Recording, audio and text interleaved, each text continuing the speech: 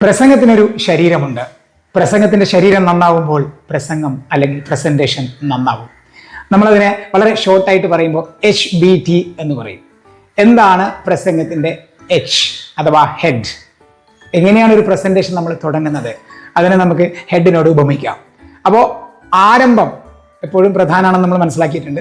അപ്പോൾ ഹെഡിങ് എന്ന് പറയുന്നത് അതിൻ്റെ തലക്കെട്ടാണ്. എങ്ങനെയാണ് നിങ്ങൾ ആ വിഷയത്തിലേക്ക് കടക്കുന്നത്, ആമുഖമായി നിങ്ങൾ എങ്ങനെയാണ് നിങ്ങളുടെ പ്രസംഗം ആരംഭിക്കുന്നത്, അതിനെ നമുക്ക് ഹെഡായി കണക്കാക്കാം.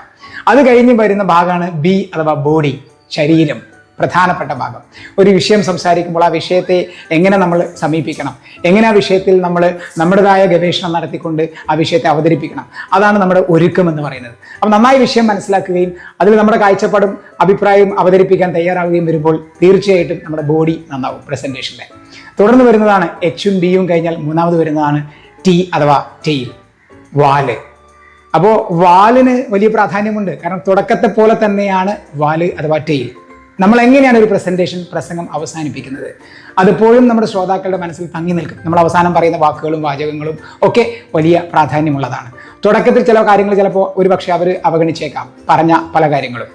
അതുപോലൊപ്പം തന്നെ നമ്മൾ ഇടയ്ക്കൊക്കെ ചില പ്രസന്റേഷനെ സംബന്ധിച്ച ചില അബദ്ധങ്ങൾ, പലപ്പോഴും ചില അറിയാത്ത ചില കാര്യങ്ങളൊക്കെ നമ്മൾ ഉൾപ്പെടുത്തിയിട്ടുണ്ടാവാം. അല്ലെങ്കിൽ ചില അബദ്ധവശാൽ ചില വാക്കുകളോ വാചകങ്ങളൊക്കെ ഒരുപക്ഷെ നമ്മൾ പ്രസംഗത്തിൽ പറഞ്ഞിട്ടുണ്ടാവാം. അതിനെയൊക്കെ മേക്കപ്പ് ചെയ്യാൻ നമ്മുടെ ടെയിലിന് സാധിക്കും. അപ്പോൾ ടെയിലിനെ കൂടുതൽ മനോഹരമാക്കാൻ എങ്ങനെയാവണം നിങ്ങൾ പ്രസന്റേഷൻ കൺക്ലൂഡ് ചെയ്യേണ്ടത് എന്നുള്ളതിനെ കുറിച്ച് നിങ്ങൾക്ക് കൃത്യമായ ധാരണയുണ്ടാവണം.